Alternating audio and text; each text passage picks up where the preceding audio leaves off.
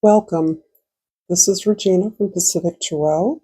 This is a collective reading, the first collective reading I've done, and there feels to be an urgency in sharing with you the topic of dreams broadly, my experience with dreams, and the important things that I want to share about using dreams as a means of communicating with your guides, your ancestors, your spirit. And in that way, there are a couple of things I will perhaps build upon that I want to introduce in this video. This is for all signs. This is timeless, and hopefully when you find it, it will be yours. But this is a different format, and I am going free flow. And the story that is prompting this reading is my journey in connecting with my ancestors.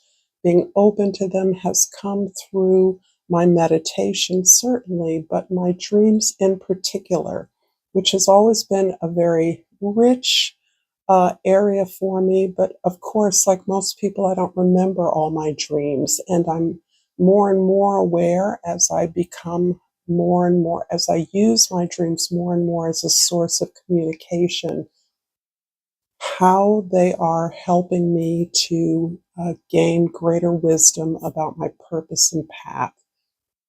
So I'm going to be pulling. I've already pulled some oracle cards, and then I'm going to clarify those with tarot cards. I'm using a combination of oracle cards. The first oracle cards set that I'm using is called the Glyph Oracles, and they're Sacred Symbols Oracle. The second card is the deck I've used frequently and most often, which is Soul's Purpose. And the last is a Crystal Oracle, among a few sets of crystal oracles that I use frequently.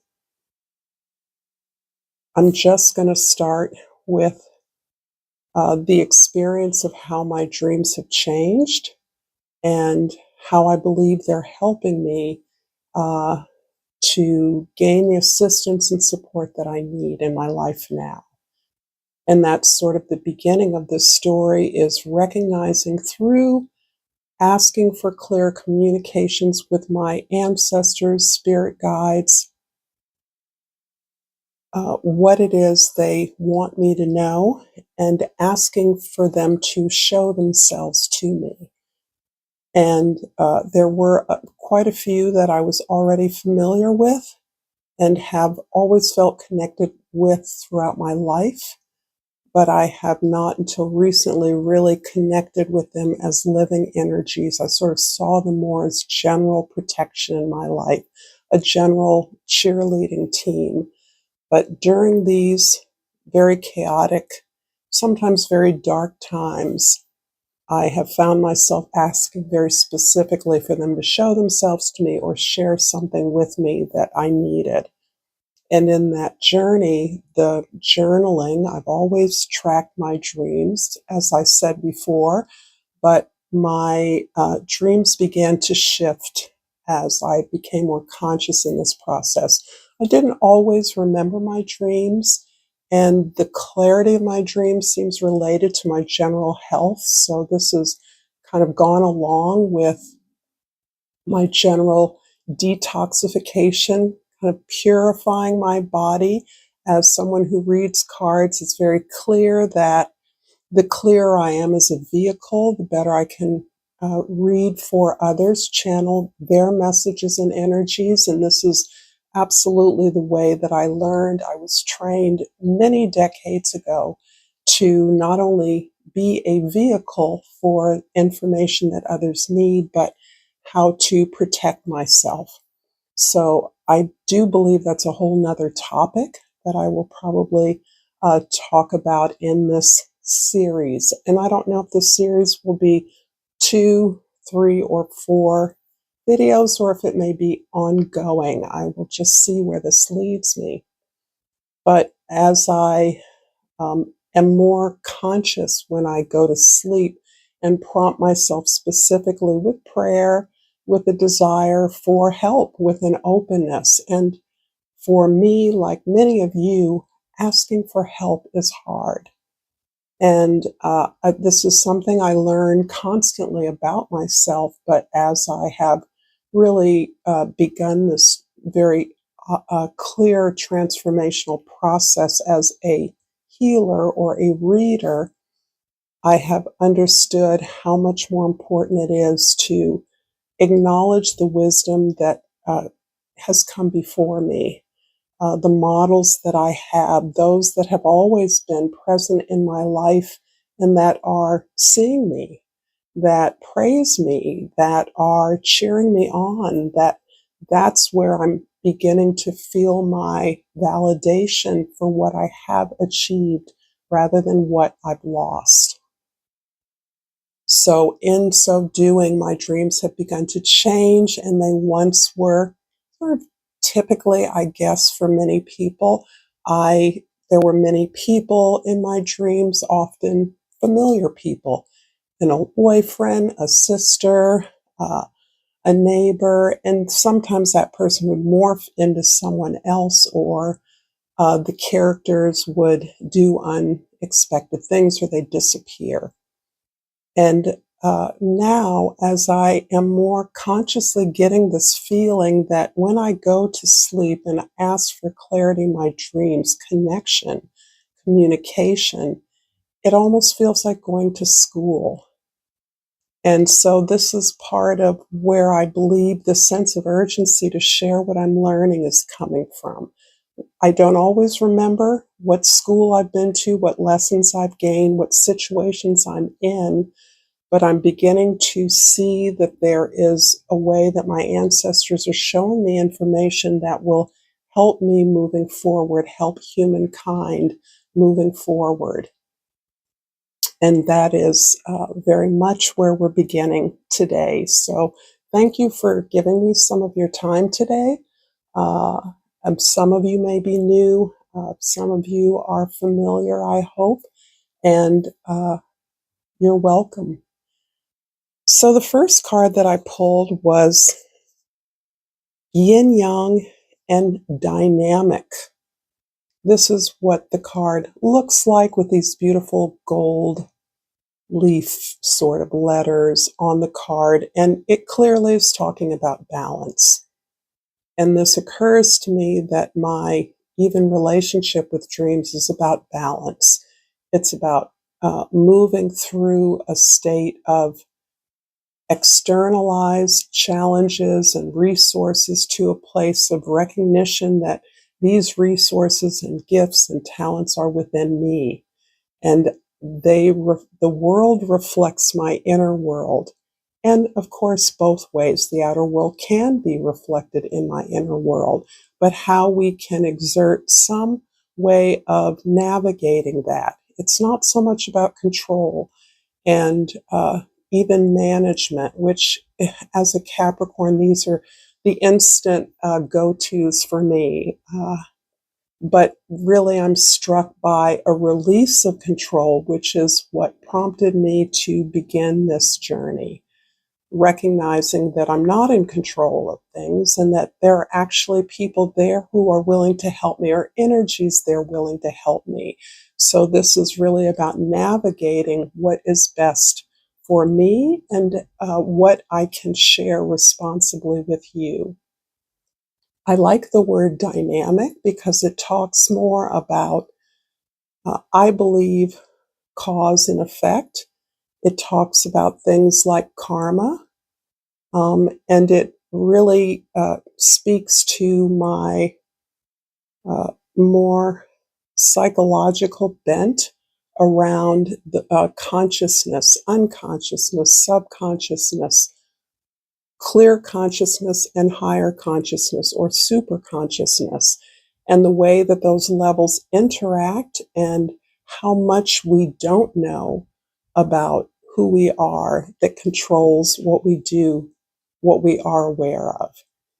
And so this idea that there's a dynamic that is constantly flowing and constantly if we're consciously healing, kind of spiraling, that is my optimistic view, that this healing spiral never is finished. It keeps working as we grow, it changes. And so we are able to learn more from the same dynamic that we have been engaged in since birth, since childhood, depending on our family, culture of origin. The second card I pulled was the Peace card. I am a being of love and I release all negative energies. I do feel that this is very specific for people that feel a lot and that are sensitive and that are aware of a lot of levels of energy that may not be obvious to many people. So one of the first things I learned as a teenager about metaphysical science, the tarot and astrology that I was consciously studying was that most people are not vibrating at a high level.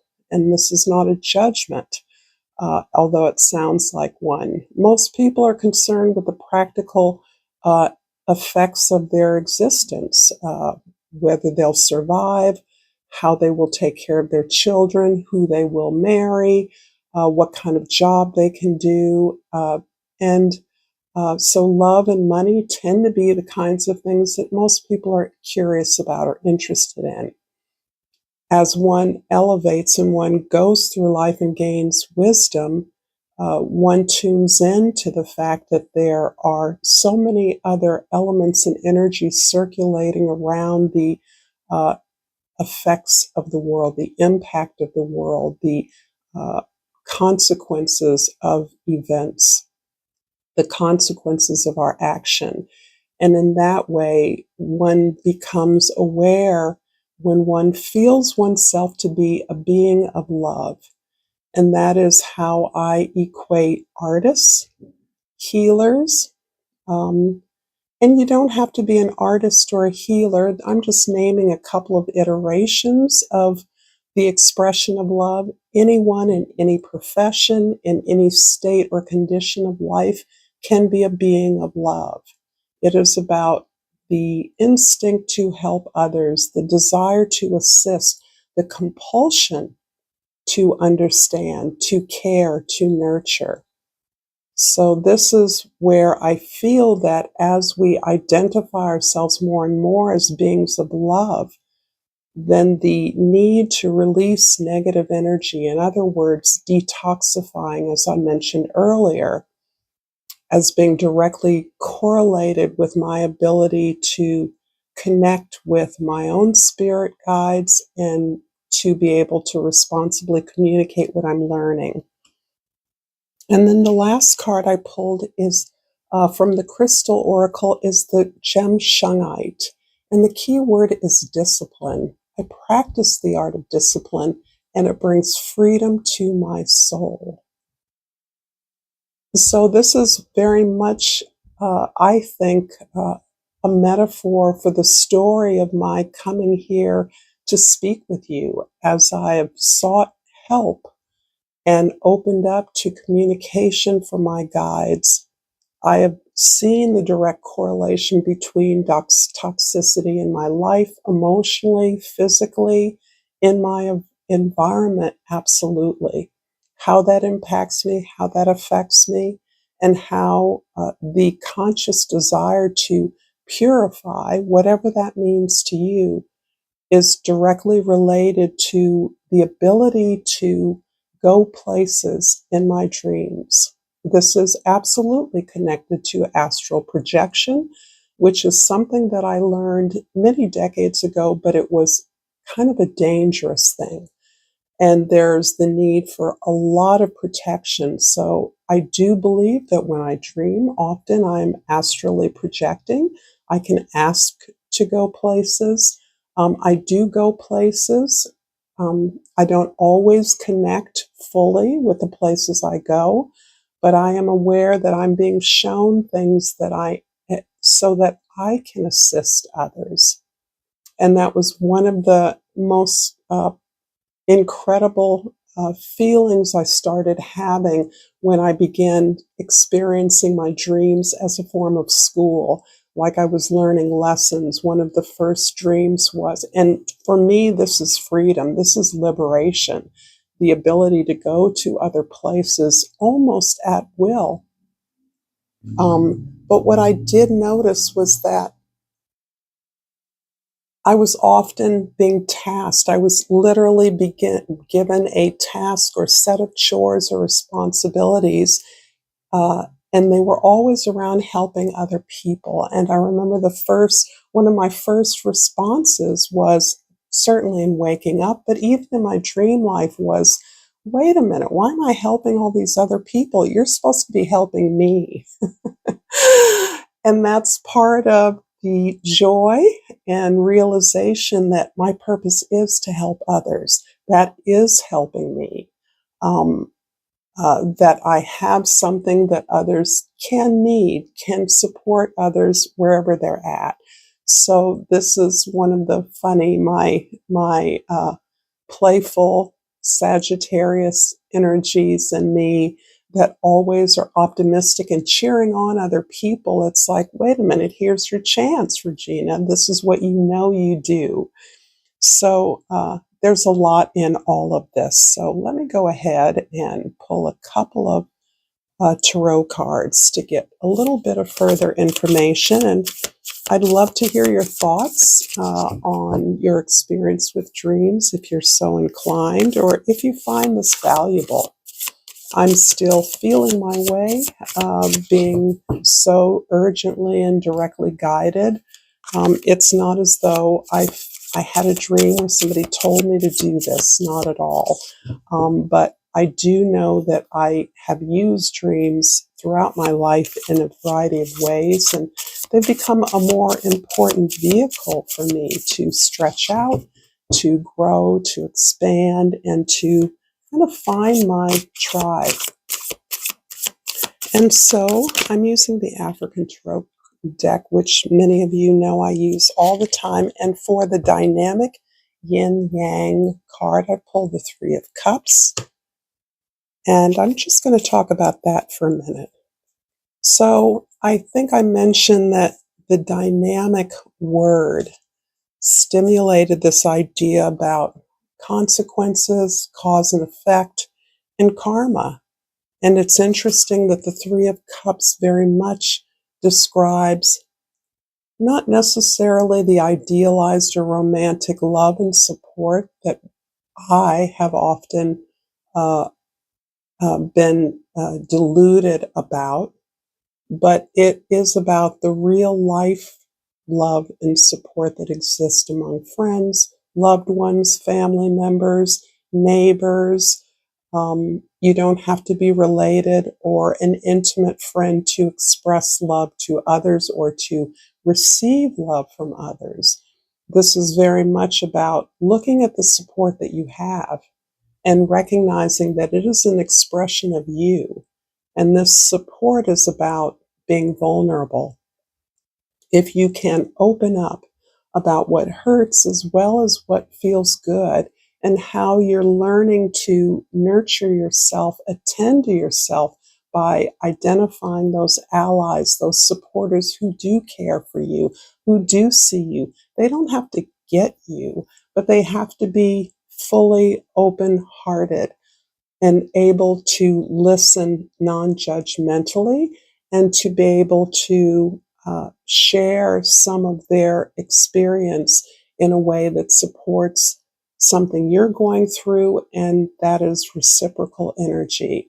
This can be a team, this can be childhood friends, this can be sisters or siblings or brothers, or even a family unit can embody this kind of support. So I do believe that this is the dynamic that is important for me. Threes are always about getting something going. And of course, the cups are about our feelings and our emotions. And I have come to understand the importance of our feelings and emotions in validating what is right for us. So if things don't feel right, it's another level of your intuition, right? If things don't feel right, there's probably something off. And if things feel good, with wisdom, with clear boundaries in place, with clarity about what it is you want, the ability to ask for what you want, then things are probably going to support you. This is about a navigation, let's not forget. The dynamic is about navigating relationships, uh, understanding that all relationships are eternally negotiated. There's rarely a plateau or stasis in relationship as we grow and others grow. So sometimes that relationship changes, or what we're learning or gaining from a relationship changes. And from the Peace card, I'm going to pull just one card because I'm not real clear about what I'm doing here. And I'm very talkative. I don't want to wear you out. For the Peace card, I pulled the Eight of Cups. And the Peace card is about that, aligning yourself with the principle of love, giving, healing, helping, expressing yourself authentically. And this card is saying something that is familiar, something that is customary, conventional, even structural in your life. In other words, the structures of relationships, the way a marriage or a job can structure your relationships may no longer be working for you. And as much as you've gained all you can gain from it, you've been supported to the extent that you're going to be supported. And hopefully these relationships have built up your courage and your trust, your belief, your faith in yourself so that you're ready to face the ultimate challenge. It feels a little bit like doing this reading for me, making it up as I go along the way, but also knowing that this is something I'm compelled to do. This is the thing that is really on purpose for me and for you as well. My sense is that you're uh, understanding that now you're really ready for the big prize, for the ultimate success. You've worked long and hard. You may have dropped the ball along the way at various times, but ultimately, in honoring those relationships, that love and support, you're not throwing it away. You're simply using that energy to move to another level, to face a challenge that is necessary for you. It doesn't feel like something you can control or hold yourself back from. And for the Shungite, key word is discipline. For this incredibly interesting looking stone, a couple of things want to jump out, and so I'm going to let them. I shuffled extensively before I started. I have the Queen of Wands, and it's interesting to think of the Queen of Wands as being disciplined. And I'm thinking in particular for many of you, this sense of knowing what you want, having the determination to pursue it, magnetizing energy towards you. There's a strong sensual, sexual undercurrent to the Queen of Wands. She is so powerful, so beautiful, and her magnetic attraction is so powerful that there is this strong sensual way that others are entranced, hypnotized to follow her, to provide her with whatever she needs, absolutely motivated by her determination to achieve what she wants to achieve.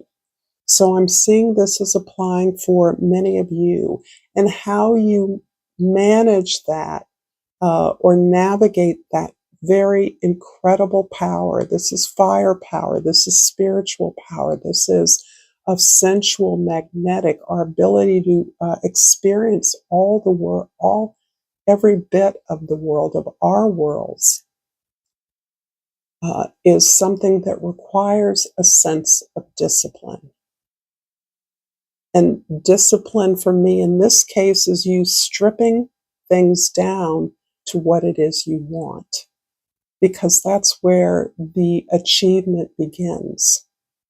And for many of us, learning to want things, learning to determine things that are for you, not what you're expected to want or expected to achieve, but finding that chord of desire within yourself is the beginning of great achievement. But of course, achievement is uh, gained through procedural action, through work, through effort, through discipline, through consistency, by showing up all the time. I am going to close out this reading. I feel like I've come to a conclusion. I hope you've enjoyed this, and I look forward to hearing from you. Until next time, namaste.